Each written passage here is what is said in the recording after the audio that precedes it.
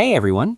In this quick tutorial, I'm going to show you exactly how to fix the Security Notice Accessibility Service Detected error in the GCash app.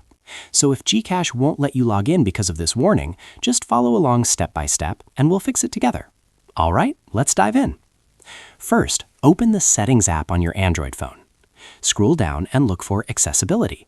On some phones, you might find it under Additional Settings. It depends on your device. Once you're inside Accessibility, tap on Installed Services or Downloaded Apps. Here, you'll see a list of apps that have accessibility permission turned on. Now this is important. Apps like screen recorders, auto-clickers, floating apps, password managers, or even some launcher apps can trigger this security warning in GCash. If you see any app that's turned on, tap on it. Then press Turn Off or Disable to remove the permission.